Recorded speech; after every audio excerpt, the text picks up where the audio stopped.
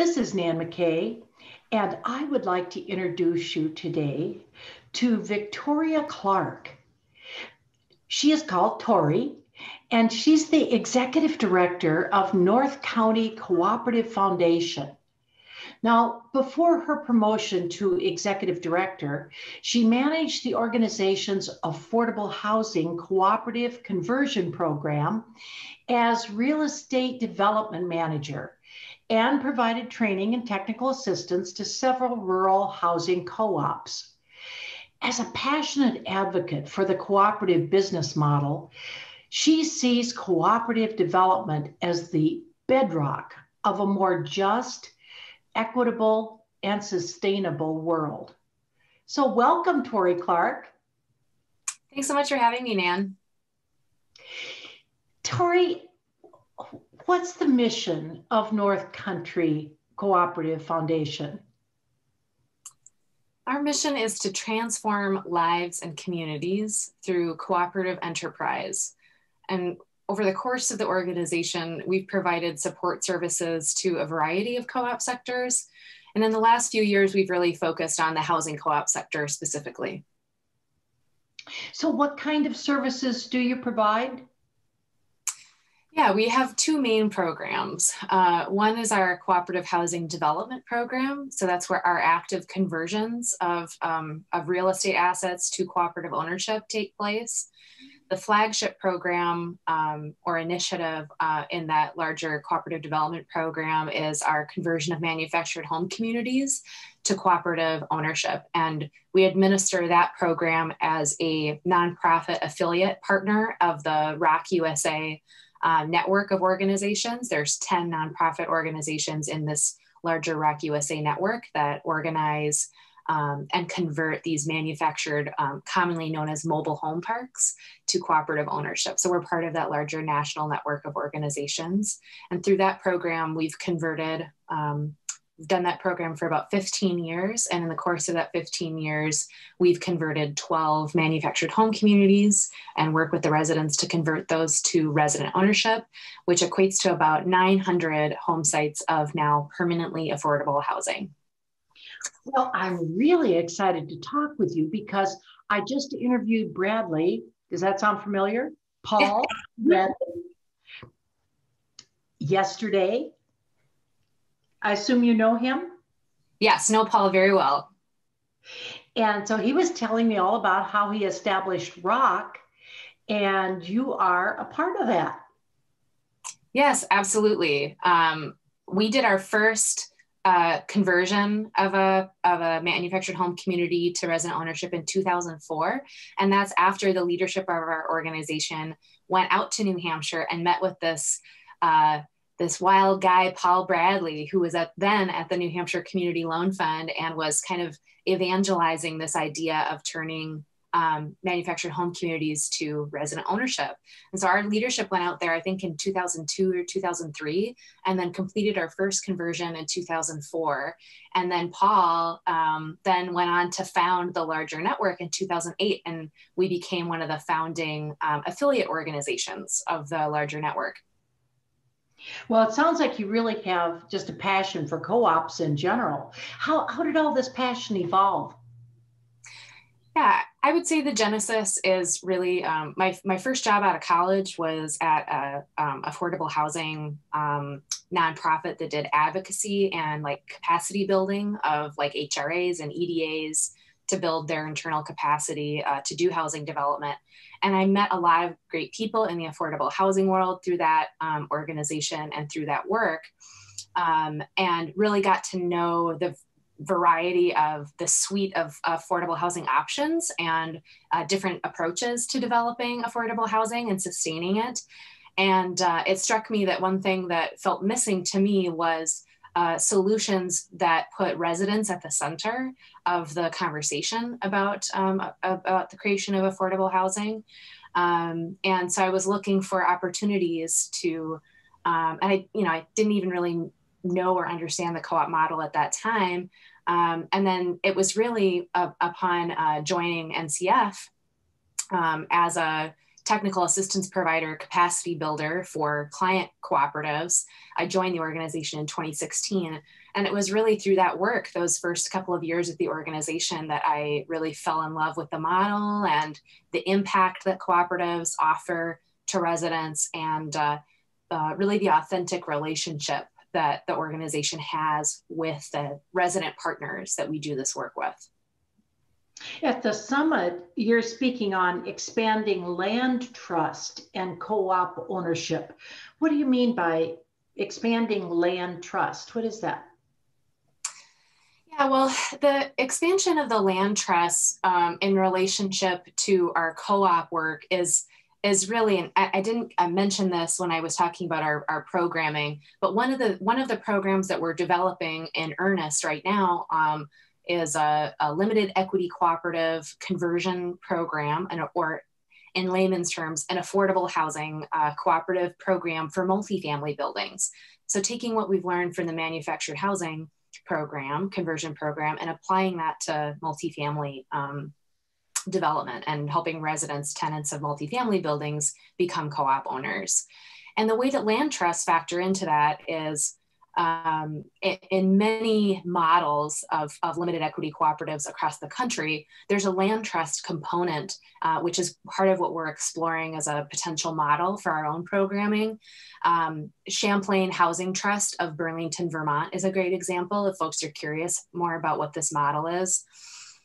And it's where the basic, essentially the land trust owns the land underneath the multifamily building, and the cooperative corporation, which the residents all have shares in and purchase shares and own the building. So it's like a modified traditional land trust model, but in this case, the primary owner of the building isn't an individual resident, as folks might be familiar with in a normal land trust or traditional land trust model. And in this case, the cooperative is the owner of the multifamily dwelling. So it's kind of a layered approach. And that model is really getting at the how to finance these multifamily projects in a way that makes sense and keeps them affordable. Is this becoming something that a lot of people want to do in Minnesota or throughout the country? Yes, we've heard from a lot of external stakeholders. We get calls from residents. We've noticed an uptick in calls from residents of multifamily buildings. And we, of course, are always getting calls about manufactured home communities. But we've definitely noticed an increased interest. As you'll know from the news, Minneapolis and Minnesota was at the heart of the tumult resulting from George Floyd's death here in 2020. And we've really heard from households of color and our communities of color about the need and tying the need, to larger reforms around racial equity in the country, and tying that to ownership models that vest control in the people that have the most at stake. And I think that's a fundamental value proposition of the cooperative model, is that ability of putting the residents at the center of that conversation about where they live and, where they call home. I am really interested in that because I know that homeownership is really a strong factor in wealth building and is known to be a negative factor for minorities, even as far back as World War II. In fact, I'm going to be interviewing Richard Rothstein, who wrote a book, The Color of Law, on that very subject.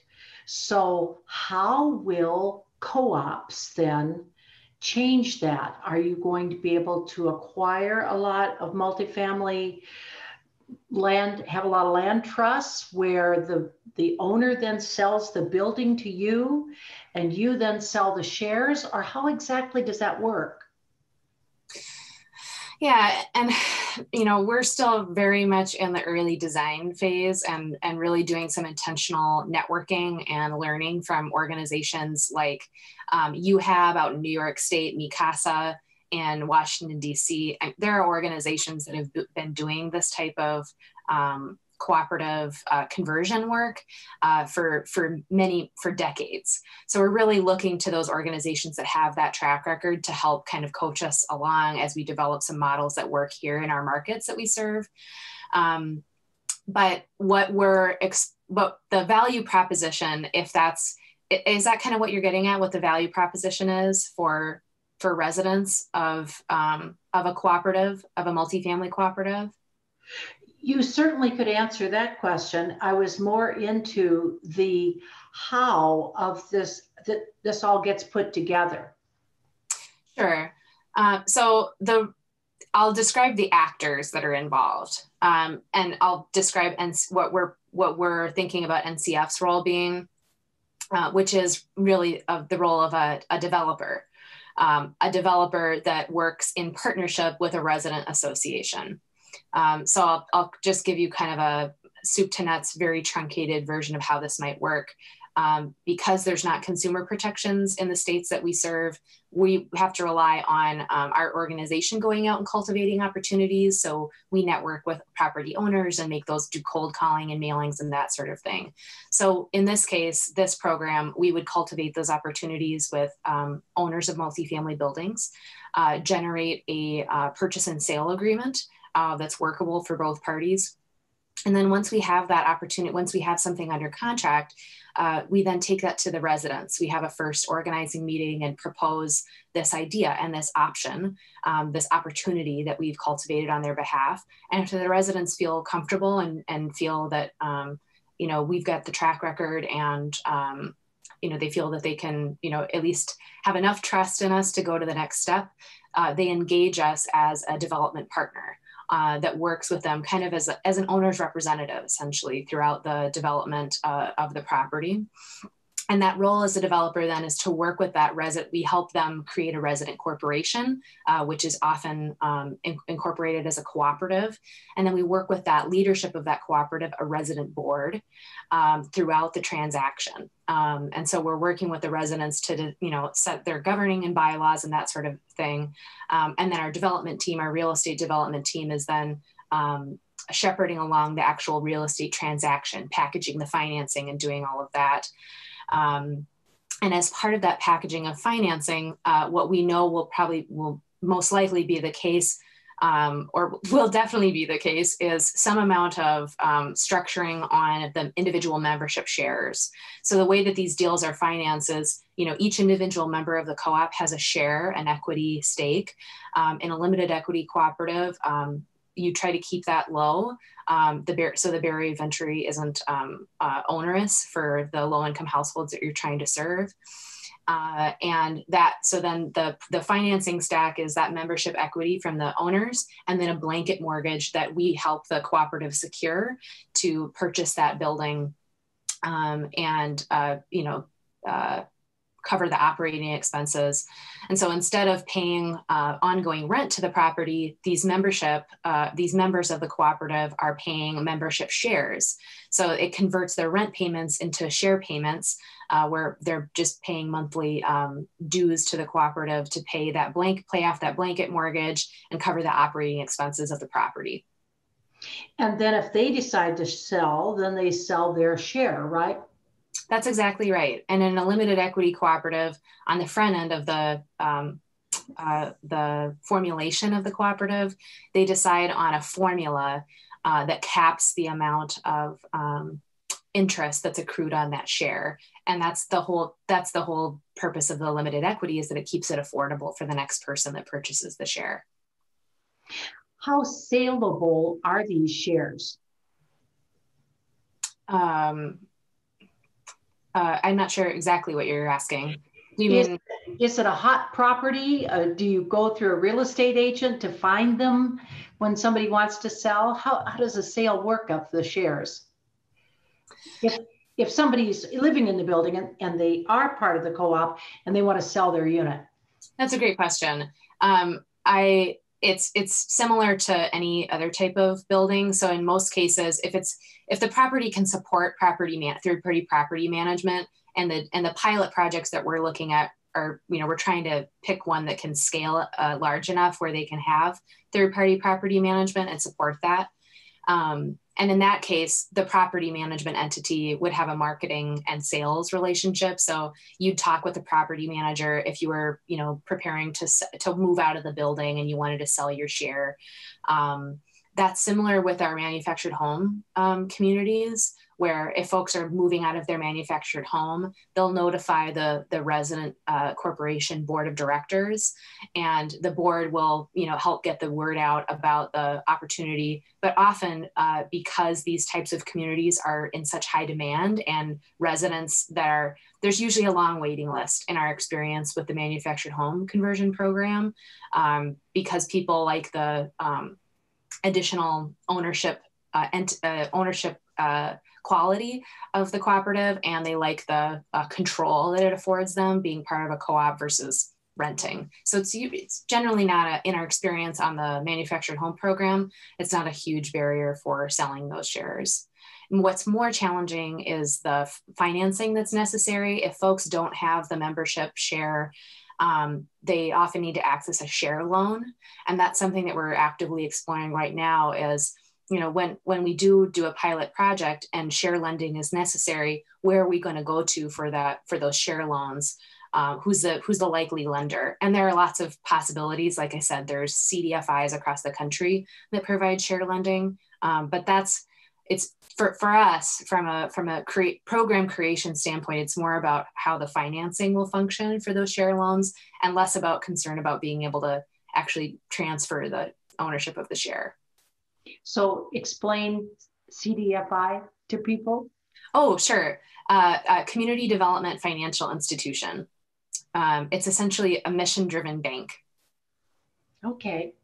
So my last question is, what do you feel is the future of co-ops as really a primary source of affordable housing?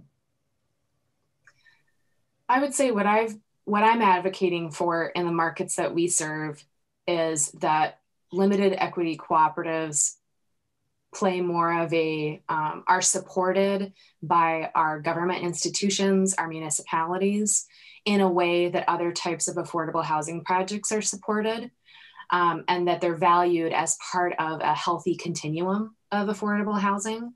I'm careful not to portray cooperatives as a panacea, that it's some kind of utopia. It has its pros and cons like any model. But I think it's a missing part of the affordable housing continuum in the markets that we serve. There's definitely a demand and a desire from residents to have this as an option, to have greater control and security. And so that's where I feel that there's an argument to be made is that there's a desire for it in the marketplace, and it's a desire that's not being met currently. And I think the outcomes certainly of empowering residents and all of the social and not regardless of the economic impacts that it has on households, which it certainly does through making rent more affordable in the long term and stabilizing rent and housing costs. But the social and cultural impacts that the cooperative model offers is really the part that is most compelling, I think, about the model, and that we definitely hear from residents as something that they're looking for. And that's really what I see the future of the cooperative housing movement to kind of be around, is advocating for its rightful place in the continuum. Well, I said that would be the last question, but I'm really curious. What are the cons? I see the pros. What are the cons? Sure, certainly. Anytime that we bring an opportunity to the residents, when we cultivate an opportunity on their behalf, the first conversations that we're having is, when you decide to form a cooperative, you're deciding to go into business with your neighbors. And so that's, if you can imagine going into business with your own neighbors, that's it comes with its own challenges, right? So it's not for every building. It's not for every group of residents. And that's why, I describe it not as a kind of panacea, but really as as an option that ought to be provided to residents. So certainly I'd say the biggest is just the fact that a cooperative operates under democratic principles. And as we know, as a country, democracy is messy. It takes, it takes longer to make decisions. And that certainly, I would say, as practitioners and as an organization that provides the ongoing support to cooperatives, that's often where we see the biggest rub, is on the length of time sometimes that will take a resident corporation to move through a decision-making process. I would say that's primarily the biggest challenge that we come up against.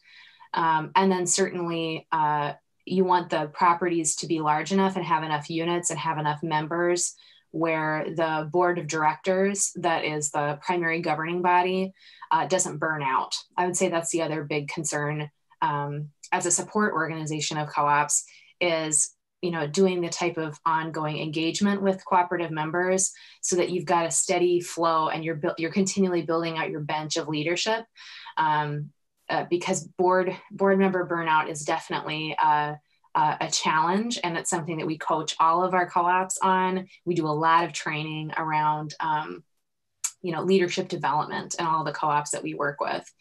So I would say the democracy piece and the board burnout piece, I would say, are two of the major challenges for the model. Well, this has been so interesting, educational. I've learned a lot, and I really appreciate your time. Thank you so much for explaining it all to us. Thanks so much, Nan. I'm happy to.